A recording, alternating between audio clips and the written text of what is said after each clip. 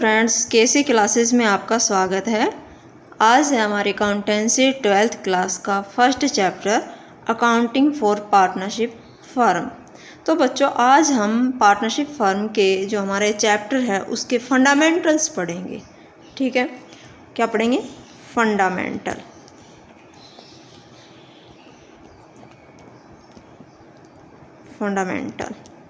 ठीक है, तो पार्टनरशिप फर्म जो है वह हमारे होती क्या है पार्टनरशिप फर्म।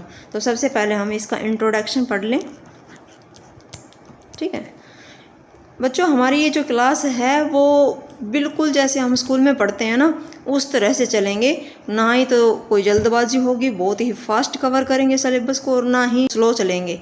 इतने आराम से चलेंगे जैसे हम स्कूल में पढ़ते हैं। ठीक है, तो सबसे पहले पार्टनरशिप फर्म जो है उसका इंट्रोडक्शन तो क्या है। सबसे पहले हमने जो 11th क्लास में पढ़ा था soul trader, TRDER, soul trader क्या होता था? एकल व्यवसायी, जिसमें जो हमारा बिजनेस होता था उसको फुल्ली कंट्रोल कौन करता था? केवल एक ही आदमी करता था। पूरे रिस्क भी उसी के होते थे, पूरी कैपिटल उसी की होती थी, पूरा एक तरह से कंट्रोल और हमारे बिजनेस को वही करता था। लेकिन इसमें बहुत सारी लिमिटेशन थी। एक व्यक्ति जब काम करेगा तो लिमिटेशंस तो बहुत सारी होंगी, लिमिटेशंस थी। तो इसके लिए जैसे 2-3 लोग मिलकर कहें कि भाई जो ज़्यादा कैपिटल की ज़रूरत है तो हम 2-3 लोग मिलकर ना एक बिज़नेस करते हैं, तो जिससे हमारी कैपिटल जो ज़्यादा ज़रूरत है वो पूरी हो जाएगी। तो तीनों मिलाएंगे तो इस तरह से, तो तीनों ने सहमति से एक बिज़नेस किया है, तो वो क्या हो जाती है? हमारी पार्टनरशिप हो जाती है। ठीक है, पार्टनरशिप जो है वो क्या है? एक तरह से रिलेशन है म्यूचुअल ट्रस्ट एंड फेथ का, कि आपस में हमारे जो पार्टनर हैं उनमें क्या है? विश्वास होगा, तो उनके बीच में एक तरह से रिलेशन बन जाता है। इसके लिए in order to maintain this trust it is necessary that the partnership account be maintain in an honest, accurate and equitable manner. कि भाई अगर इसी तरह से फेथ है तो हमें ये भी करना पड़ेगा ना कि हमें जो खाते मेंटेन करेंगे पार्टनरशिप के, तो बिल्कुल ईमानदारी से और बिल्कुल सही तरीके से उनको मेंटेन करेंगे। ठीक है, इसके बाद हमारा ये तो हो गया इंट्रोडक्शन कि पार्टनरशिप होती क्या है। अब जो हमारी पार्टनरशिप फर्म है वो उसकी प्रकृति क्या है? जो हमारी पार्टनरशिप फर्म है उसकी नेचर क्या है, किस तरह की है? एंड नेचर, प्रकृति, जो मैं बोल रही हूँ उसी पर ध्यान देना, जो राइटिंग है उस पर इतना ध्यान मत देना, लेकिन ये बहुत ज़्यादा डॉक्टर वाली राइटिंग है। ठीक है, तो इसकी पार्टनरशिप फर्म की नेचर क्या है? As per accounting view point. भाई दो तरह से अगर हम देखें हमारी पार्टनरशिप बिजनेस को, तो सबसे फर्स्ट अगर हम देखें कि अकाउंटिंग व्यू पॉइंट से, अकाउंटिंग व्यू पॉइंट क्या कहता है? अकाउंटिंग व्यू पॉइंट कि जो हमारा पार्टनरशिप फर्म है is treated as a separate business entity distinct from its partners. Firm है ना वो बिल्कुल अलग है, पार्टनर से अलग है और फर्म अलग है। बात तो सही है कि क्योंकि हमारे पार्टनर एक XYZ, हमारी पार्टनरशिप फर्म का क्या नाम है? XYZ, लेकिन पार्टनर का नाम राम श्याम कुछ भी हो सकता है। तो जो फर्म है उसका नाम क्या है? XYZ। तो हम जो खाते मेंटेन करेंगे किसके करेंगे? XYZ, हमारी फर्म के करेंगे, ना कि राम श्याम के। तो अकाउंटिंग व्यू पॉइंट क्या कहता है कि बिल्कुल ही पार्टनर और पार्टनरशिप जो फर्म है वो बिल्कुल ही सेपरेट है। ठीक है, ये तो अकाउंटिंग व्यू पॉइंट हो गया। नेक्स्ट पॉइंट आता है हमारा legal view point. Legal view point क्या कह रहा है कि हमारी जो पार्टनरशिप फर्म है is not separate legal entity, कि बिल्कुल ये अलग नहीं है। पार्टनरशिप फर्म इसके पार्टनर से अलग नहीं है। क्यों नहीं है? कि जब आप ये क्या बना जाए या कुछ, जब हम लाइबिलिटी पे करने की बात करते हैं हमारी फर्म के, तो उस टाइम पर जो हम इसकी लाइबिलिटी पे कर रहे हैं, तो मान लीजिए बिजनेस के पास इतनी नहीं है, कैपिटल नहीं है, प्रॉफिट नहीं है कि हम जो भी इसकी लाइबिलिटी है उनको पे कर सकें। तो इसके लिए इन्होंने क्या कहा है कि पार्टनरशिप फर्म के जो भी पार्टनर हैं वो सब क्या करेंगे? अपनी निजी, अपनी जो प्राइवेट असेट है उससे भुगतान करेंगे। ठीक है, यानी कि पार्टनरशिप फर्म की जो है उसकी लायबिलिटी को पे करने के लिए जो पार्टनर हैं वो अपनी संपत्ति, जो प्राइवेट संपत्ति है, उनकी निजी संपत्ति है, खुद की बिजनेस की नहीं, उसको बेचकर भुगतान करेंगे। तो भाई लीगली पॉइंट यही कह रहा है। तो इसमें बताओ ये सेपरेट कहाँ से हो गया? तो दोनों पॉइंट सही है अपनी जगह कि ये तो कहता है अकाउंटिंग व्यू पॉइंट, क्योंकि अकाउंटिंग खाते मेंटेन किसके कर रहे हैं? हम अकाउंटिंग फर्म के कर रहे हैं ना कि पार्टनर के कर रहे हैं। और लेकिन लीगल व्यू पॉइंट क्या कह रहा है कि भाई जो आपकी पार्टनरशिप फर्म है ना उसमें और पार्टनर्स में कोई ज़्यादा डिफरेंस नहीं है, वो सेपरेट नहीं है।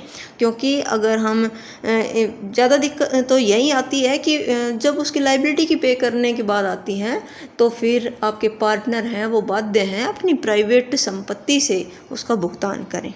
ठीक है, ये तो हो गया हमारा नेचर इसकी पार्टनरशिप फर्म का।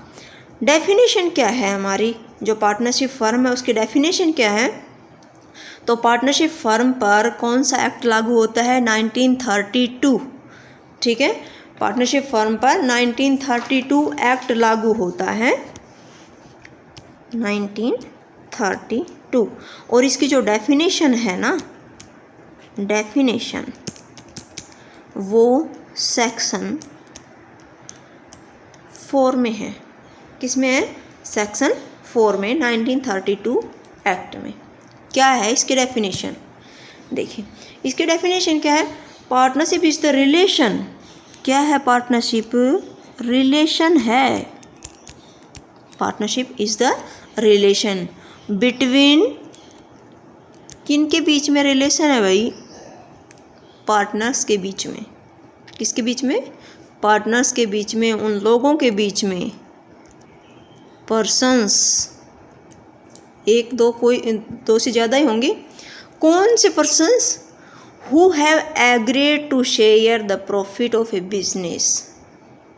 एग्री हुए हैं ना वो लोग जो आपस में प्रॉफिट को बांटने के लिए या बिजनेस को आगे चलाने के लिए, business carried on by all or any of them acting for all, कि उनमें से सभी के द्वारा या सभी की तरफ से किसी एक के या दो के द्वारा, किसी के भी द्वारा, जब वो व्यक्ति आपस में सहमत हुए हैं कि हम हमारा जो बिज़नेस है उसके प्रॉफिट को शेयर करेंगे और हमारे बिज़नेस को आगे बढ़ाएंगे, चाहे सभी की तरफ से एक आदमी चलाए या फिर सभी मिलकर चलाएं।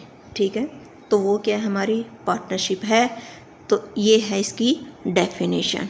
ठीक है, पार्टनरशिप, दोबारा देखिए, partnership is the relation between persons who have agreed, who have agreed, किस पे agreed? To share the profit of a business carried on by all or any of them acting for all. तो ये हमारी definition है। ठीक है, इसके बाद हमारी जो पार्टनरशिप फर्म है उसके एलिमेंट्स क्या हैं, उसके फीचर्स क्या हैं, उसकी करैक्टरिस्टिक्स क्या हैं। तो हमारी पार्टनरशिप फर्म जो है उसके एलिमेंट्स पढ़ लें हम, बिल्कुल हम स्कूल की तरह पढ़ेंगे। ठीक है, एलिमेंट्स राइटिंग के मैंने पहले बता दी भाई, इस पर ध्यान मत देना, मैं बोल रही हूँ उस पर ध्यान देना। ठीक है, ये बहुत ही डॉक्टर वाली लैंग्वेज अपनी राइटिंग आ रही है। तो इसके एलिमेंट्स क्या कह रहे हैं, इसकी विशेषताएं क्या हैं कि सबसे पहले तो इसमें टू और मोर पर्सन्स, सबसे फर्स्ट क्या है? टू और मोर पर्सन। हमने सब स्टार्टिंग से बात ही यही कर रहे हैं कि इंट्रोडक्शन में ही देख लिया था कि जो हमारी पार्टनरशिप होती क्या है, एक व्यक्ति नहीं, दो या इससे अधिक आदमी मिलकर, ठीक है, बिजनेस कर रहे हैं, तो वो क्या हमारी पार्टनरशिप होगी ना। इसमें टू और मोर, वन की तो बात ही नहीं है, दो और इससे अधिक होंगे। तो सबसे पहले तो विशेषता यही हो गई कि दो या इससे अधिक आदमी होंगे तो वो क्या है, हमारी पार्टनरशिप हो जाएगी। लेकिन उस पार्टनरशिप में कौन होंगे कौन नहीं होंगे, वो कौन आदमी हैं, कौन से पर्सन हैं जो नहीं हो सकते इसमें हमारे पार्टनर, नहीं हो सकते। कौन कौन से नहीं हो सकते? सबसे फर्स्ट माइनर। कौन? माइनर। जो 18 साल से कम है वो हमारा पार्टनर एक तरह से नहीं हो सकता, किसी बिजनेस का पार्टनर नहीं हो सकता। लेकिन पार्टनर इसके बारे में, माइनर के बारे में ये भी कहा गया है कि जो हमारा पार्टनर है ना माइनर, वो can not be admitted as a partner in the firm. Partner के रूप में फर्म में नहीं हो सकता, लेकिन he is allowed to participate in the profit of the firm. Profit की बात आए ना तो उस समय प्रॉफिट में पार्टिसिपेट करने के लिए, प्रॉफिट में पार्टिसिपेट करने के लिए उसको शामिल किया जा सकता है।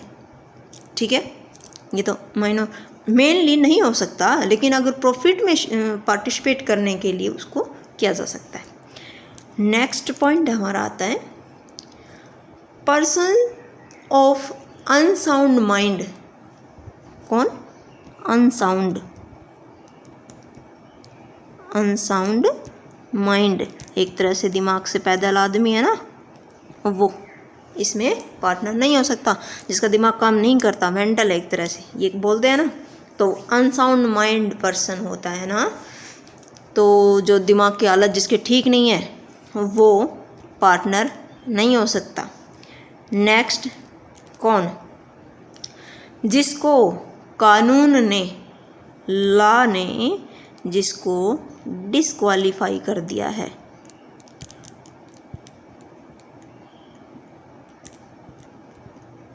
डिस्क्वालीफाइड बाय लॉ, तो एक ऐसा व्यक्ति जो हमारे कानून ने जिसको डिस्क्वालीफाई कर दिया है वो नहीं हो सकता। क्या? पार्टनर नहीं हो सकता। ठीक है, अब एक तरह से जो छोटे मोटे एग्ज़ाम आगे कंपटीशन में आएंगे ना, तो उनमें एक तरह से क्वेश्चन पूछ सकते हैं कि भाई मैक्सिमम कितने पार्टनर हो सकते हैं पार्टनरशिप फर्म में। तो पार्टनरशिप फर्म में कितने पार्टनर हो सकते हैं? 50। ठीक है, अच्छा, और मिनिमम तो 2 हैं ही, हो गया।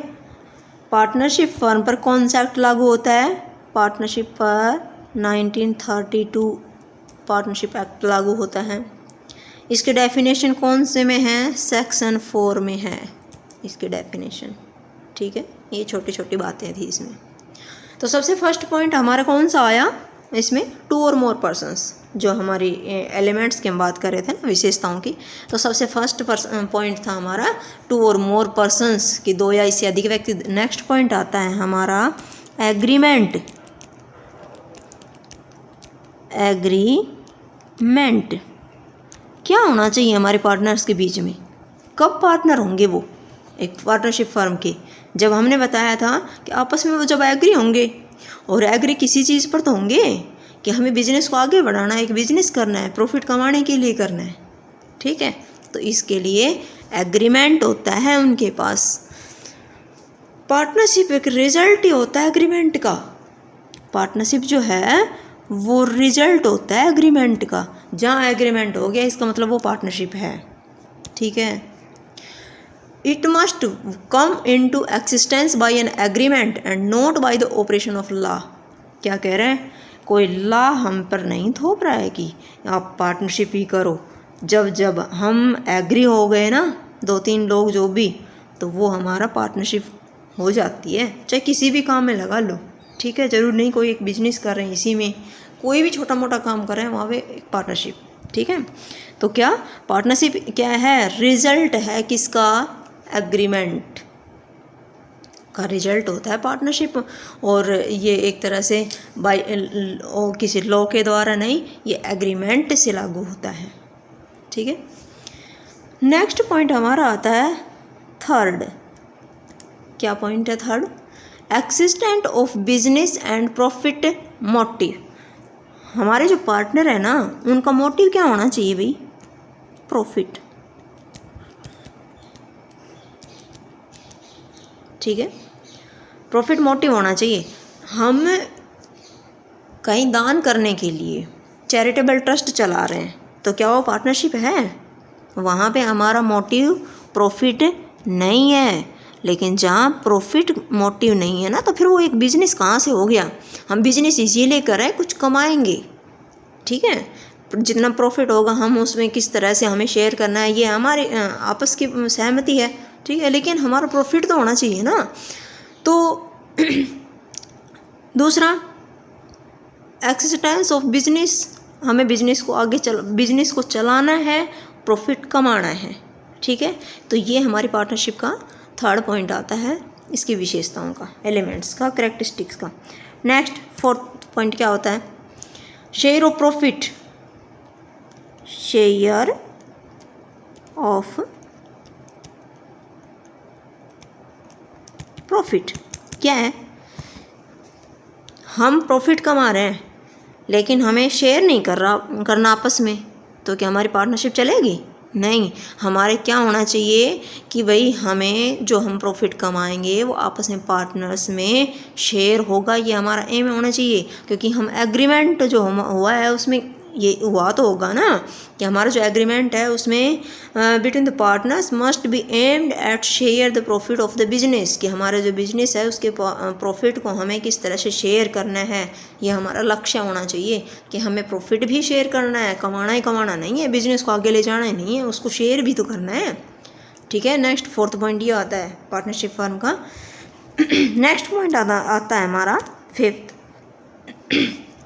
कि रिलेशनशिप क्या है, प्रिंसिपल एंड एजेंट दोनों है, ठीक है।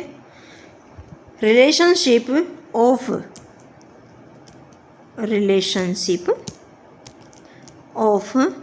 प्रिंसिपल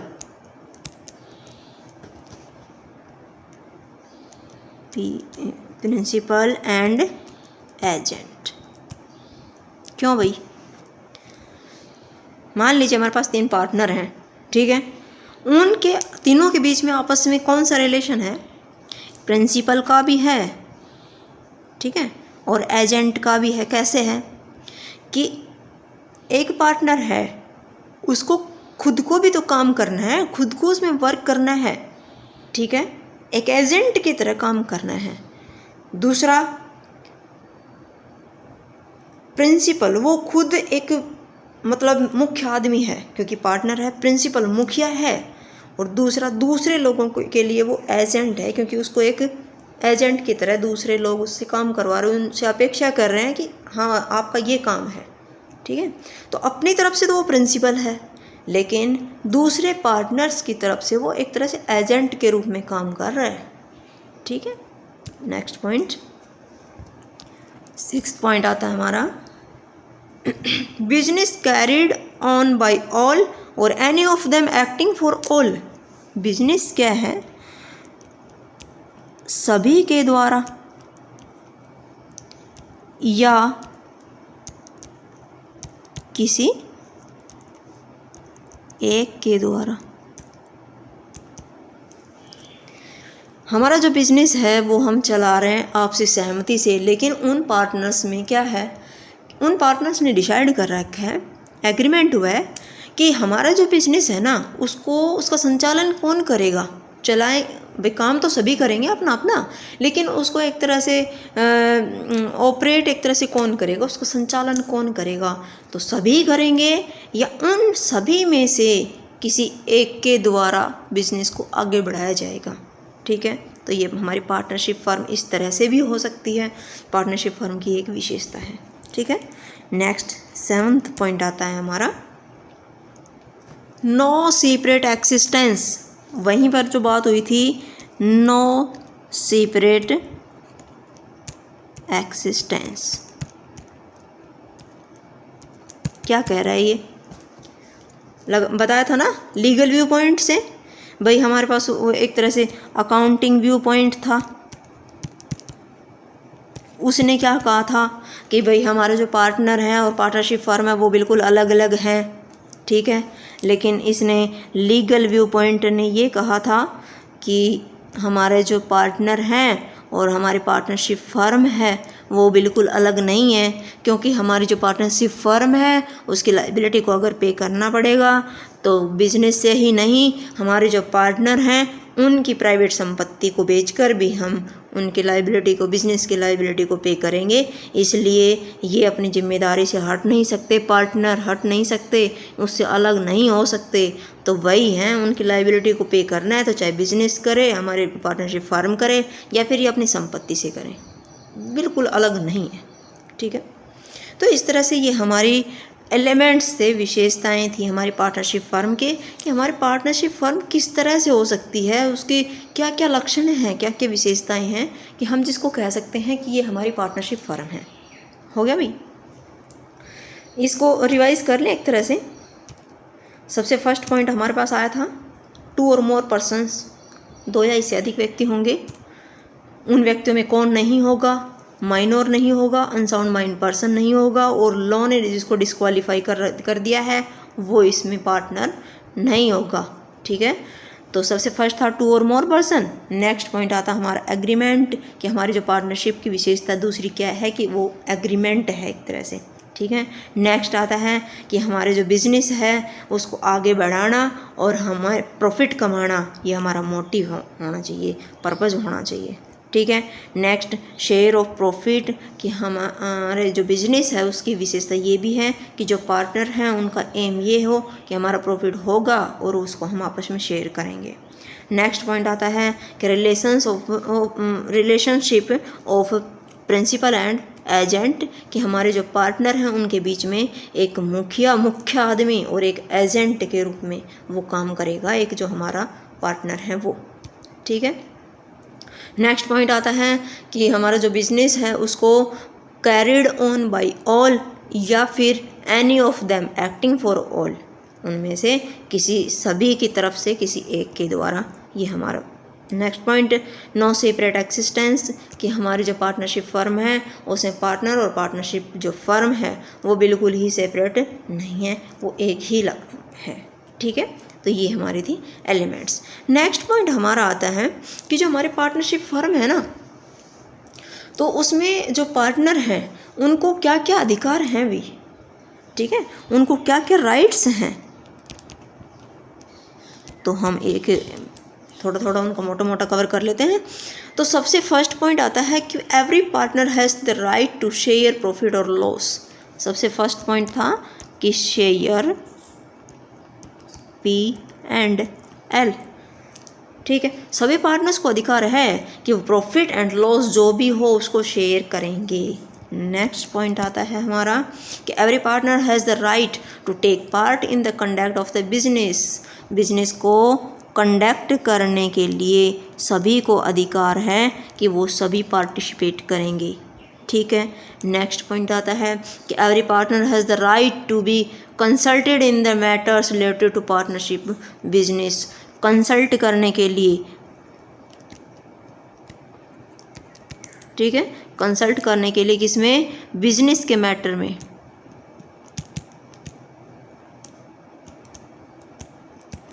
ठीक, तो उनको ये अधिकार हैं कि हाँ, सभी पार्टनर को अधिकार है कि वो अपने जो कंसल्टेंसी है वो दे सकते हैं, अपने सुझाव हैं जो फर्म बिजनेस के बारे में वो दे सकते हैं। ठीक है, नेक्स्ट पॉइंट आता है कि सभी जो हैं पार्टनर्स को ये भी अधिकार है कि वो हमारे जो खाते हैं उनको इंस्पेक्ट करें और जो बुक्स हैं उनकी कॉपी अपने पास रख सकते हैं, बुक्स कॉपी। ठीक है, इनकी कॉपी अपने पास रख सकते हैं। नेक्स्ट आता है कि जो पार्टनर हैं उनको किसी भी, मान लीजिए एक नया पार्टनर एडमिशन ले रहा है, ठीक है, एडमिशन लेता है, तो वो उसको अलाउ नहीं, उसको डिसअलाउ कर सकता है, डिसअलाउ कर सकता है कि भाई नहीं लेना नया पार्टनर हमें।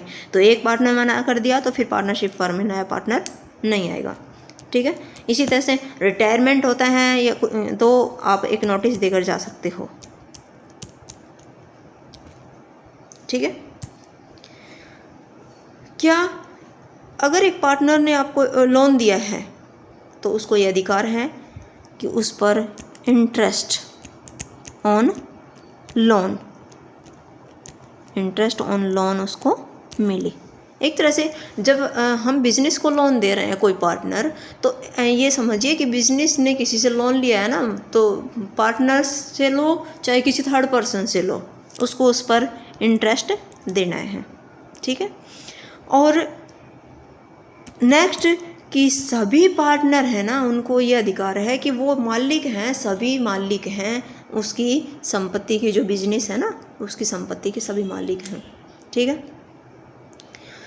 और इसमें हो चुके हैं, इंटरेस्ट देना हो गया है। ठीक है। तो इस तरह से उनके ये राइट्स थे।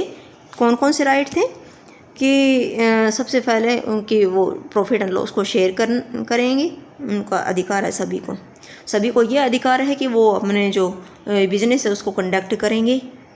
ठीक है। नेक्स्ट उनको ये भी अधिकार है कि मुझे भी, आप सभी को भी, अगर हम बिजनेस कर रहे हैं, कि हम अपना सुझाव दे सकते हैं बिजनेस के मैटर में। ठीक। नेक्स्ट कि हम इंस्पेक्ट कर सकते हैं हमारे, और हम हमारे जो बुक्स हैं, खाते हैं, उनकी बुक्स की कॉपी रख सकते हैं। ठीक। अगर नया पार्टनर एडमिशन ले रहा है तो हम उसको डिसअलाउ कर सकते हैं, फिर नया पार्टनर नहीं आ सकता सभी की सहमति के बिना। नेक्स्ट अगर रिटायरमेंट हो रही है तो रिटायरमेंट को आप नोटिस दे सकते हो और जा सकते हो। ठीक है। अगर आपने बिजनेस को लोन दिया है तो फिर आपको बिजनेस इंटरेस्ट ऑन लोन मिलेगा। ठीक है। तो ये है हमारी राइट्स पार्टनर के। इसके बाद हम एक छोटा सा टॉपिक और करवाते हैं, LLP वाला, बिल्कुल छोटा सा है। सबसे फर्स्ट हम ये पढ़ लें कि LLP होता है क्या है। ठीक। तो LLP है लिमिटेड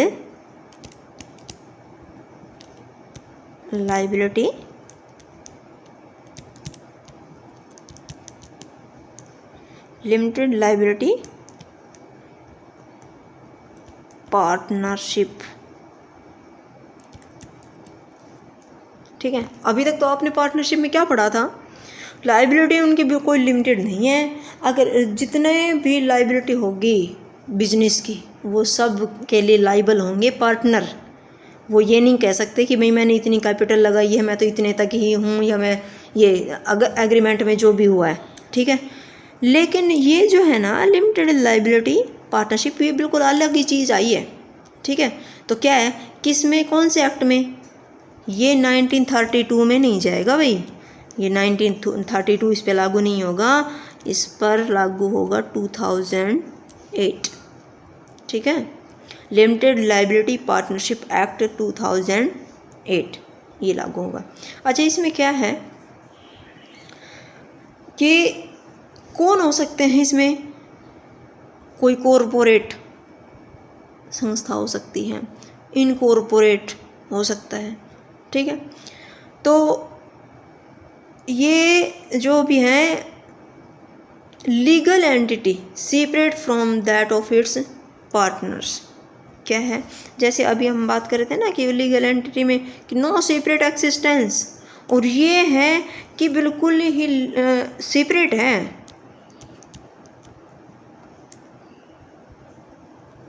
ठीक है।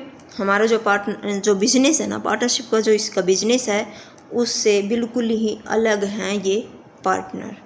ठीक है। तो क्या इस पर कौन सा एक्ट लागू होता है, 2008। रजिस्ट्रेशन करवाना compulsory with register of companies, ये क्या है, क्रिएटेड बाय लॉ, किस पर चलता है, लॉ पर चलता है। और आपने पार्टनरशिप फर्म में क्या कहा था, सॉरी उसमें ये जो पार्टनरशिप वो वाली थी, उसमें क्या कहा था कि आप लॉ के अकॉर्डिंग नहीं, और लॉ ने आपको एग्जिस्ट नहीं किया है, आप किस पे, अग्रीमेंट पे हो। ठीक है। आप में जहाँ पर एग्रीमेंट हो गया, मतलब आपका बिजनेस एक तरह से पार्टनरशिप फर्म बन गई। लेकिन इसमें लॉ के अकॉर्डिंग बिल्कुल ही, क्योंकि रजिस्ट्रेशन करवाना अनिवार्य है क्या, रजिस्ट्रेशन करवाना अनिवार्य है, तो इसका मतलब बिल्कुल ये तो लॉ के अकॉर्डिंग चलेगा। ठीक है। तो ये बिल्कुल छोटा सा प्रश्न बनता है क्या, कि जो हमारा ये LLP है, लिमिटेड लायबिलिटी पार्टनरशिप वो बाय लॉ के अकॉर्डिंग चलती है, रजिस्ट्रेशन उसका अनिवार्य है, उस पर 2008 एक्ट चलता है और बिल्कुल ये सेपरेट है, ठीक है, पार्टनर से बिल्कुल सेपरेट है, ठीक है। तो दोस्तों आज जो हमारी क्लास है ना, तो आज हम इसको यहीं ख़त्म करते हैं। नेक्स्ट टॉपिक जो हमारा होगा इंटरेस्ट ऑन कैपिटल, तो वो हम अगली क्लास में करेंगे, ठीक है। और आपको अगर ये क्लास पसंद आती है तो बच्चों शेयर ज़रूर करना, अपने जो भी कॉमर्स वाले अपने फ्रेंड्स सर्कल में शेयर करना, चैनल को सब्सक्राइब करना। थैंक यू, ठीक है।